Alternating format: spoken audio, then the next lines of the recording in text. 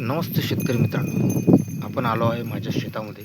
तुम्ही बघू शकता माझं शेत पूर्णपणे तयार झालेलं आहे. आता खरीप हंगाम सुरू झालेलाच आहे. इथून 7 जूनपासून खरीपला सुरुवात होत असते आमच्याकडं लावणी पेरणी 7 जून नंतरच चालू होत असते. तर आजची तारीख आहे 1 जून. बस 6 दिवस राहिले आहे. माझं शेत बघू शकता तुम्ही पूर्णपणे तयार केलेलं आहे. यामध्ये मी कपाशी आणि सोयाबीनची लागवड करणार आहे, ते पण बेडवरती. बरोबर का? आपण करणार आहोत कपाशी बेडवरती आणि सोयाबीन पण बेडवरती. बेड पण एकाच साईजचे करणार आहोत आपण, 3.5 फुटाचे पूर्ण. बघू शकता हे माझं अडीचिकड क्षेत्र आहे.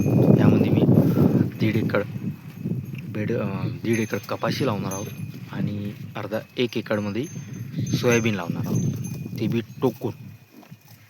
बघू शकता जवळपास आज मी बेड फाडणारच आहो माझ्या शेतामध्ये. तुम्हाला त्याचा पण एक व्हिडिओ मी बनवणारच आहो की बेड कशा पद्धतीनं फाडावे. बघू शकता माझ्या शेतामध्ये सगळ्यात पहिला खोल नांगरणी केली आहे.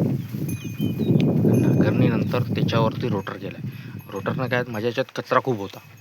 तर नांगरणीमध्ये तो कचरा अर्धा तर जमिनीत दबला होता, पण अर्धा वरतीच होता.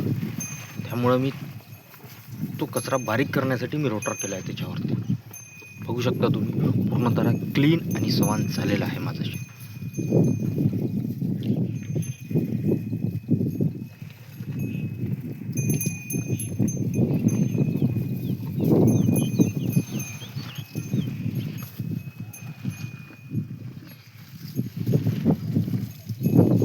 तर मित्रांनो, तुमची पण तयारी झाली असेल, तुमचं पण शेत तयार झाले असेल.